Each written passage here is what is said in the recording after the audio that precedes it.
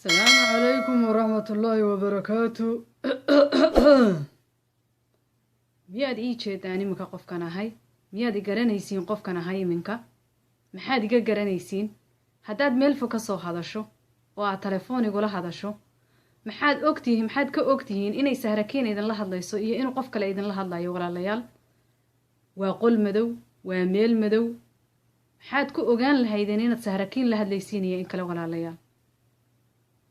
ka warrama qof kale hadduu idin yidhaahdo waa Sahrakiin qofkan hadlaysa, dabadeetana arrimihii uu maaganaa aada u fulisaan. yaa waaye iminka qofkan jooga halkan? ismii aniga weeye, waa Sahrakiin. assalaamu calaykum waraxmatullaahi wabarakaatu walaalayaal, meel kastaad joogtaanba waa idin salaamayaa. salaan aada iyo aada u qiimo badan baan idinku salaamayaa. caawa waxaan masarkan isaga soo laalaadiyey ayaan walaalayaal idiin sheegayaa, ee aan masarkan gacanta ugu hayo, ee aan madaxa u saaray, ee aan isu qarinayay markan fiidiyowga soo galay, ayaan walaalayaal idiin sheegayaa waxa idinku soo socota haddii ilaahay idinka ka dhigo habeen dambe waqtigan oo kale walaalayaal. sheeko cajiiba, arrin aada iyo aada u cajiiba walaalayaal, oo aan hore inoo soo marin ayaa inoo soo socota. marka haddii ilaahay ka dhigo oo inuu noolaano habeen dambe u diyaar garooba sheekada walaalayaal. sheekadaasi walaalayaal haddii aan in yar idinka taabto, waxa ay ku saabsan tahay qof kale magaciisii isticmaalay oo la yaqaano, oo soomaalida caan ku ah, oo haddii maanta la raadiyo aanay daqiiqad kaa qaadanaynin, oo qof kale magaciisa oo la yaqaano isticmaalay.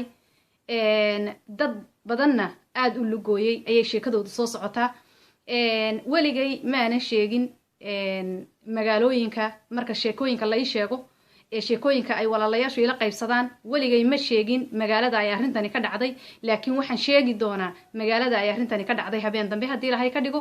ilaahay baa laga baqaa, qof bilaadana lagama baqo. walow aanan ogeyn labada dhinacba marka u horeysa ee qofku uu sheekada sheegayo. anigu inta badan qofka waxaa dhahdaa ilaahay ma kugu ogyaho waa dhaariya inay arrintani soo martay. waxaana laba always sheekadu laba meelood ayay noqotaa, runtuna dhexdhexaada ayay ku jirtaa.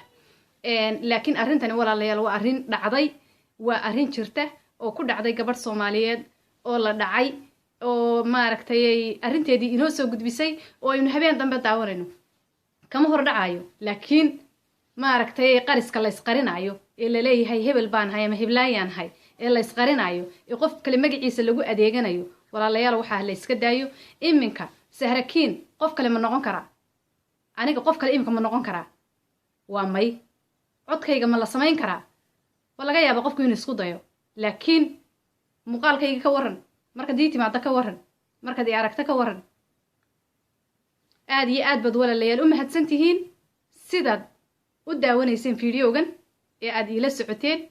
waad ku mahadsan tihiin. haddaad igu cusub tahay subscribe suubi igu soo darso, haddii kalena times up. qaritaanka la isqarinayo ha la iska daayo, qofku magaciisa ha sheegto walaalayaal.